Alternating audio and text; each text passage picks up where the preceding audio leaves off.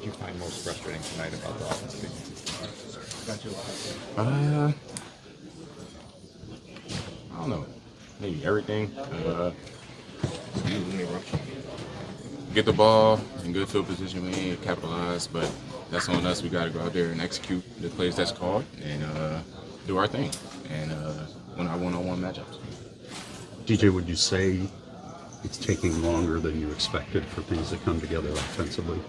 Nah. When they finally connect and we all in the same cylinder, it's gonna be good. Right now, we're still building. We're building a puzzle together. So until we get that puzzle fully complete, it's gonna be an up and down road. What's the missing piece? Just everybody being on the same page and being consistent, not having flags every other play, and just going out there and winning.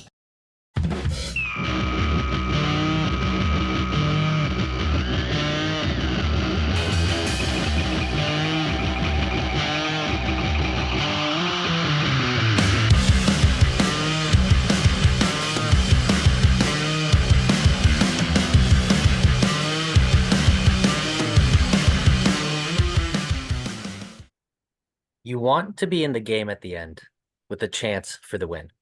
That's all one can really ask for, besides an actual win, I guess. And there are so many ways to end up at that spot. You can get there frustratingly, you can get there with ugly football, you can get there being competitive, and you can get lucky. However you get there, you get there. And that's where the Bears found themselves on the last drive in Sunday night's game. The defense having done everything in their power, damn near superpower, to put the offense in a position to get the W. Unfortunately, things don't always pan out the way our hearts want them to, and you can't win every game. Something I had to explain to Sophie the podcast pup last night. The better team won, and the Bears are now 1-1. So, what did we learn about the Bears this week?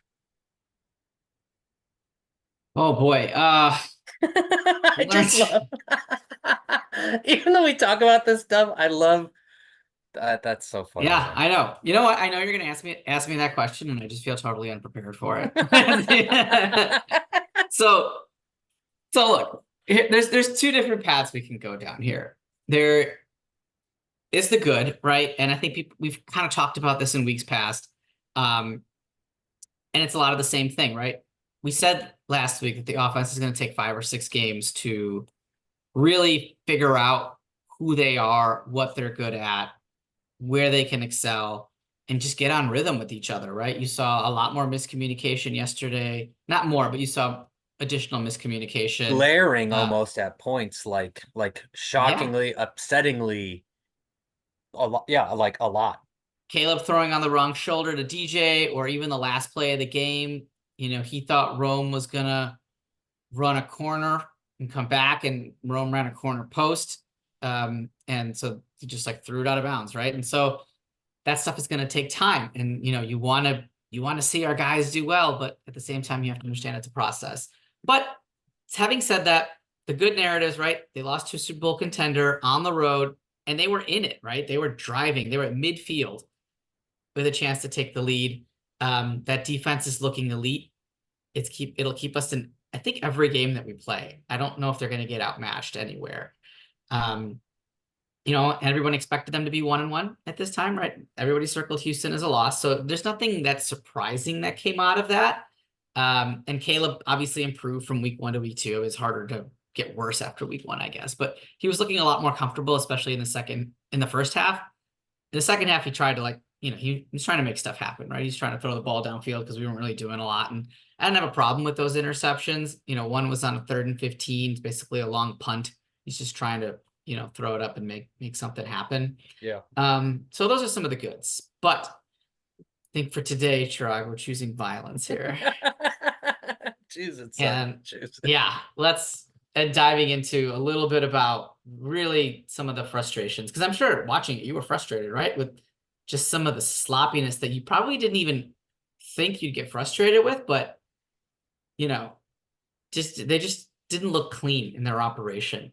So I think one of the things we talked about last time, right, was the matchup of the tackles versus their defensive ends. Dude, and those were Yeah. the two dudes. They were They were doing the two it dudes. all game. Yeah. I had my eye on them. They highlighted them. They were effing stuff up, dude. It was ridiculous. I thought, we both thought if the tackles, if Wright and Braxton Jones had a good day against Hunter and Anderson, the Bears could have success. They did not have a good day.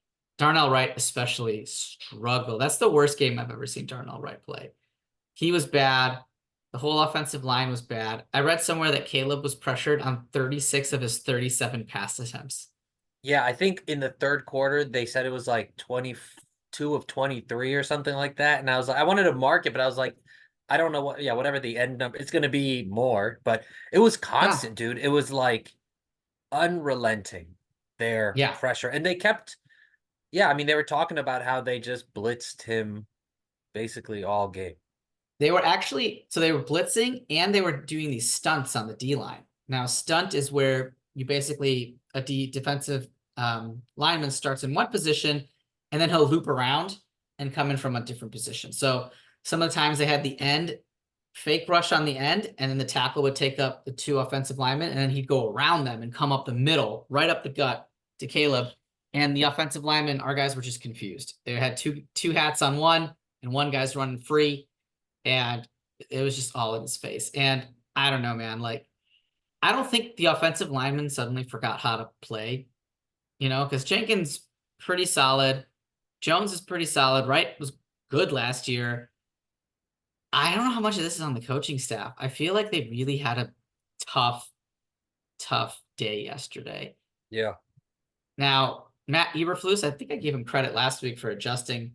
I don't know. I don't know if he's a good head coach or just a really good defensive coordinator. You know what I mean? Yeah.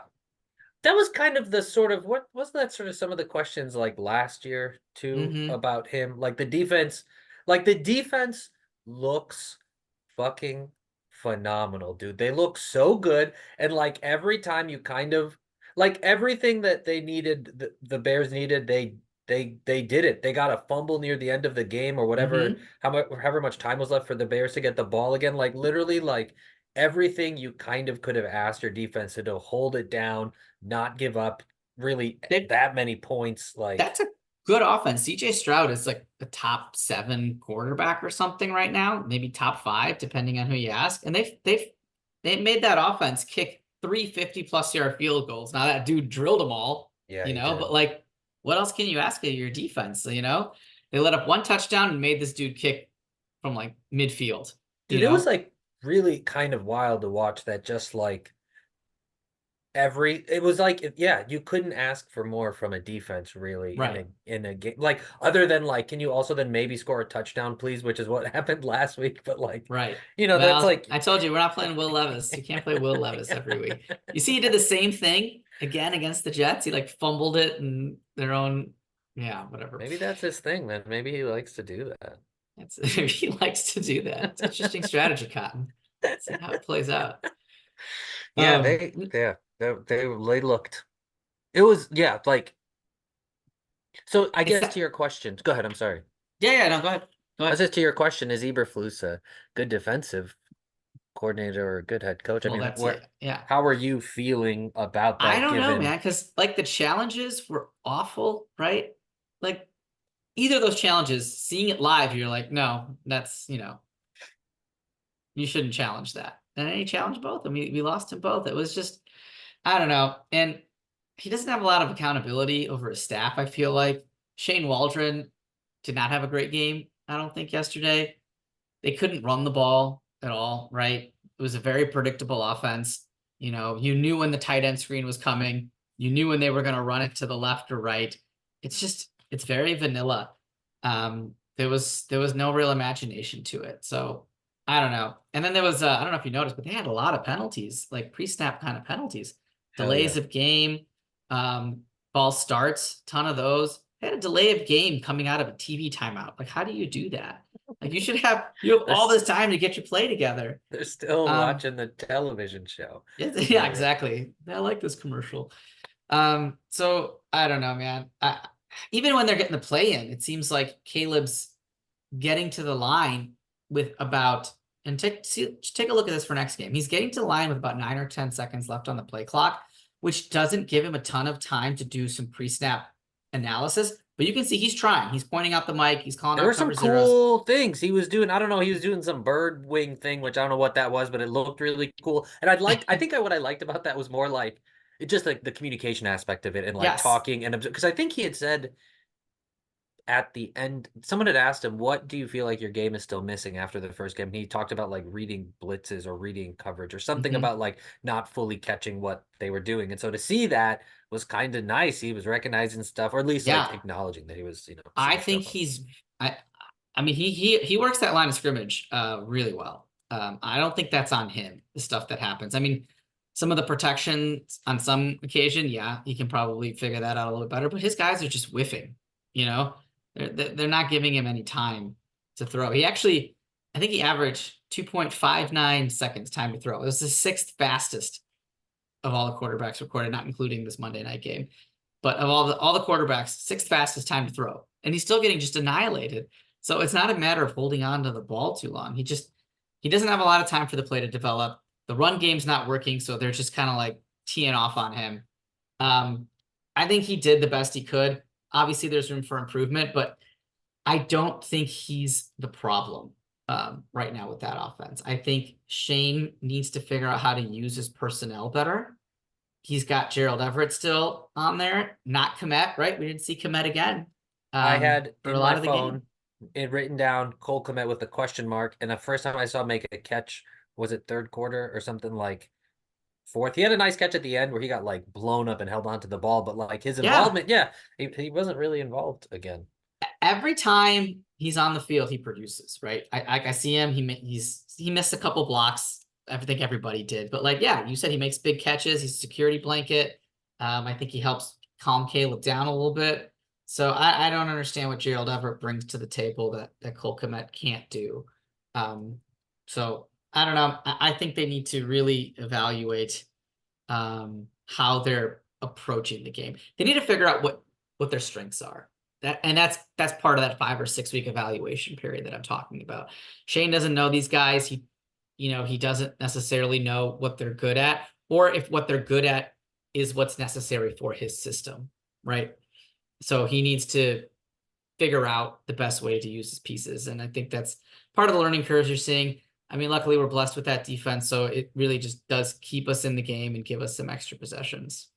How does a team, like you saw DJ Moore at the last play where it ended up or one near the end where it got picked, where he like took his helmet off, walked off the field, like very, visibly frustrated and understandably so. And like that feeling, even if you're like, his thing at the beginning, he's like, once we get it clicking, like I'm almost like I know once we get it going, we'll be good. But like, when does the defense say, hey man, like I'm getting tired, like like that I'm sure they're gonna stay solid throughout, but like sure it's frustrating, and to stay that locked in and that focused and kind of get nothing from your offense can be I think the next 4 games will tell us something, because they played against an elite team in Houston, right? And they came away losing by a score with a chance to go ahead at the end, right? You can still talk yourself into, okay, that's okay. But like the next couple games, they've got like the Colts and the Rams that's missing half their team, and they've got the Panthers, who I guess just have a better shot of Bryce Young, right? They just benched Bryce Young for old boy Andy Dalton. Yeah, which actually probably decreases our chances of winning. But they've got some more winnable games, right? Against defenses that aren't as strong. So hopefully that helps them get back on track a little bit. But I think the defense will be, they'll afford the offense some grace. They know it's a rookie quarterback. They've been here before. I think that's one of the things that I wish DJ would have handled better. You've got your rookie quarterback. You're on national television, right? Like, help this guy out, man. Like, he is getting his butt kicked, and he's getting up and he's fighting through it. Like, help him out. Be a good teammate. I know you're frustrated, but that's showing him up like that isn't doing anybody. And I didn't necessarily see anything like that. He said anything to Caleb. I think it's just like body language stuff, right? Yeah, and it's interesting. I mean, it's like It's, just as kind of a sports side note, it's like very amazing to watch these people generally keep their composure. Sometimes a man will get up and punch a dude with a helmet in the face and then not get kicked out of a game, which is crazy. But generally, the ability for them to keep their composure is like kind of bananas through like this heightened situation. But yeah, it's kind of yeah. Well, But except for that one guy that punched half the Bears sideline. that's what I mean. Yeah, that Yeah, one. Yeah, that guy. Except for that Didn't guy. get didn't get tossed for that one. I bet he's probably gonna get suspended. I wouldn't be surprised if he got suspended for a game. Yeah. Especially because he wasn't punished in game. Yeah. The thing that did stick out, we're getting sort of as we get close to sort of closing this out. The thing that stuck out is just how elusive Mm. Caleb is. Like Mm-hmm. like early on he got wiggled out of stuff, got sacked, but was like whipping and moving and shaking. Yeah. His jersey got ripped in fucking half, or the bottom part got ripped. He ended up throwing a pick, but like that was like he's just so elusive, and I guess Yeah. you have to be when you don't have any, you're not being And he's gonna get protected. better at that. Honestly, people are like, "Oh, that's not gonna translate. You're not playing against Utah, anymore. It's not the Pac-12." Yeah, no shit, but that doesn't mean it's not gonna work, right? You saw it from the Tennessee game to this game. He got out of more plays, right, than he did in that game, and then he'll continue to get out of more and more plays. I mean, everybody like CJ Stroud got out of a bunch of plays, right? Mahomes gets out of a bunch of. Why can't Caleb do it? He was good at it in college. He just has to figure out the speed of the NFL, and I'm sure he'll get good at it in the NFL. It's already improving. His pocket awareness is very good. It's hard to tell because the offensive line played so terribly yesterday. But once that comes together, I think you'll be able to see that his pocket awareness is pretty good. It's elite, I would say. Yeah, it's awesome. There's just like cool, like yeah, I think it was near the goal line on the other side, but like so it's cool when you kind of like it looks like he's looking at the back of his head, just like taking one step, dodging a dude, moving around, and Mm-hmm. like it's quite a beautiful thing to watch.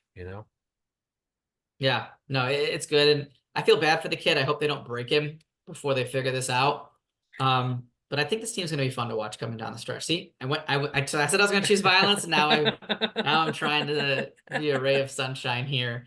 As we move forward. I mean, look, they're 1-1. I thought they'd be 1-1 after 2 games. I thought the defense would outplay the offense because they're way further ahead. I thought it would take 5 or 6 games for the offense to look like a competent unit. So all of that is kind of coming to fruition.